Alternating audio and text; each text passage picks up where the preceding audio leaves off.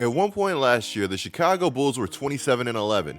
They were one of the hottest teams in the NBA, playing some of the best basketball that I've seen this franchise play in a minute, until the unfortunate would happen. I don't want to say that the injury bug hit the Bulls, because it felt as if there was a full-on infestation. And the harsh reality for Bulls fans is that this is a theme that has overtaken far too many seasons. Sometimes I just sit back and wonder, what did the Bulls do to make the universe this mad? Because some of these things reoccurring so frequently just don't make any sense. Now, as good as the Bulls were when they were relatively healthy, they still had their own set of problems, struggling heavily to beat the top teams in each conference. Last season, they finished 0-17 against the top 3 teams in each conference. So by no means were they perfect, but yes, they were fun. They were entertaining, and they were playing a style of basketball that distracted you from the fact that your team wasn't yet a true contender, while also giving you hopes of becoming one in the near future. As you guys can tell, this video, we have a lot to unload, and you're not going to want to miss a second of it, the same way you're not going to want to miss out on what today's sponsor Manscaped has to offer. As we all know, 2023 is on the way, and the last thing you want to do is to be the guy entering the new year with any pesky grooming issues getting in your way of making it your best year yet. The Manscaped Lawnmower 4.0 is the leader of the Performance Package 4.0. You see, Manscaped has engineered the ultimate groin and body trimmer by focusing on intelligent functionality and an incredibly comfortable grooming experience. The Lawnmower 4.0 trimmer helps to reduce nicks, ingrown hairs, and the risk of grooming incidents. The old saying is look good, play good, but with Manscaped, you can smell good also thanks to their new Preserve Cologne and Preserve Body Wash. Guys, be sure to take advantage of this special offer from Manscaped. When you use code GETLIKECOOP at checkout, you get 20% off plus free shipping. The link to everything will be down in the description below. A huge shout out to Manscaped for sponsoring today's content. December 16th, Zach LaVine had 5 turnovers against the New York Knicks in what was a blowout. As great of a scorer as LaVine has been, he just hasn't evolved enough as a playmaker to remedy the Bulls of their problems. As of December 16th, he would have 97 assists and 63 turnovers. Personally, I believe that if you're the centerpiece of a franchise, I think that along with scoring, you should also be a high-level playmaker or at the very least defender. It's 2022. The name of the game is being a complete player. It's actually been a mess of a season relative to LaVine's standards. LaVine is somebody that signed a 5-year, $215 million contract with the Chicago Bulls this offseason. November 18th, Zach would go 1 of 14 from the field in a 108-107 L to the Orlando Magic, who have been looking really strong as of late. Though Zach is a dumb talented scorer, him going 1 of 14 isn't that surprising to me, as nobody's perfect, and even the greatest players have bad games. What was surprising was that he was benched for the final 3:43 of play, and how out of it he looked that entire game in general. After the game, LaVine would say, "I gotta do a better job at the beginning of the game to make my shots. But you play a guy like me down the stretch." That's what I do. Do I like the decision? No. Do I have to live with it? Yeah. Be ready to put my shoes on and play the next game. He followed this up by saying, "I've missed a lot of shots, but I've had a lot of games where I've played terribly and in 4 or 5 minutes put up 15, 16 points. I just wasn't able to shoot the next shot." LaVine's 4 points would be his lowest total in a game since March 5th, 2018. If I'm LaVine, even though the team went on a run without me, I probably feel the same way if I'm benched and we lose. Competitors should always want to play.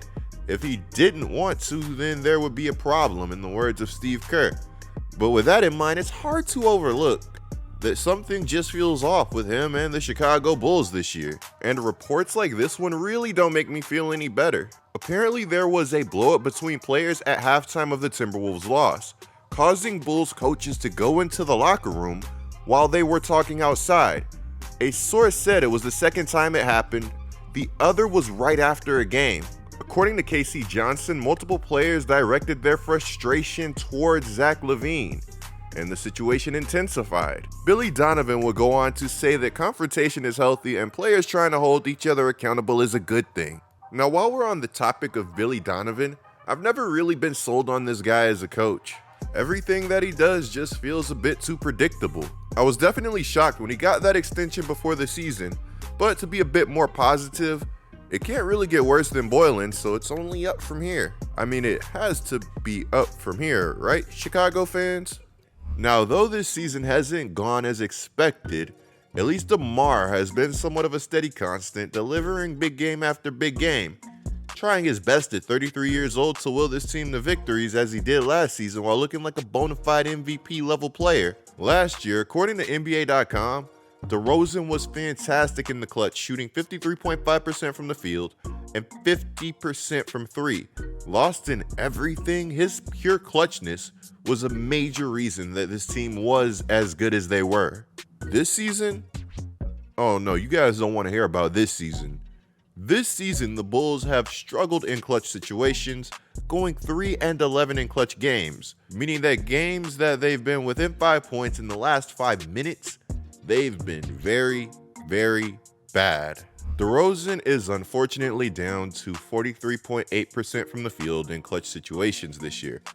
Like I said, guys, things have been bad, but throughout all of the bad, DeRozan was at least able to give us this absolute gem of a quote. When he was asked about if he's experienced a season like this one in terms of near wins turning to losses, he said that it's a first. But you gotta appreciate it. It comes with a challenge. You can't choose the weather. You can choose what you put on when you go in the weather. DeMar is a really genuine guy who has been through a ton. I want nothing more than for this guy to see a championship before he leaves the NBA. Bulls fans, would you entertain trading DeMar? Apparently he's drawing a lot of interest from across the league. Also, there have been some rumblings that the Chicago Bulls might potentially just blow everything up. While Orlando has their pick, I believe it is top 4 protected. We've seen teams like Houston recoup protected picks before and land players like Jalen Green. Hey, it might not be the worst idea. Now, when it comes to trying to make the best of a bad situation, the Bulls may have to do a lot of that this year, as that ZO2 injury that I referenced earlier has continued to come with mixed and terrifying updates, as the timeline just keeps getting pushed back. As recent as 3 weeks ago, Shams reported that Ball underwent a second surgery on his ailing left knee in late September, and is believed to be making progress in his rehabilitation. Ball and the franchise have been hopeful of his return to action at some point after the calendar flips to 2023. A week after that update, we would get Billy Donovan being the bearer of bad news, saying that it's gotten better, but is he clearly without any pain? No, he's not. He still has pain. We're seeing the slow, gradual strides getting better, but I just don't have any timetable of when he could even be back. Woj would follow this, reporting about a week later that there are no guarantees that Lonzo Ball plays at any point this season. Guys, ZO2 injured his left knee in a game January 14th, and the medical staff is still not able to pinpoint why he has experienced pain. When you're in pain and you cannot locate the reason for that pain, that is truly scary stuff.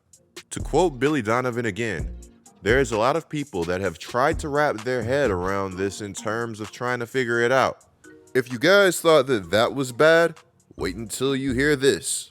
He suffered daily in pain, including when he attempted to climb the staircase in his LA home and couldn't bend his knee past a 30-degree angle.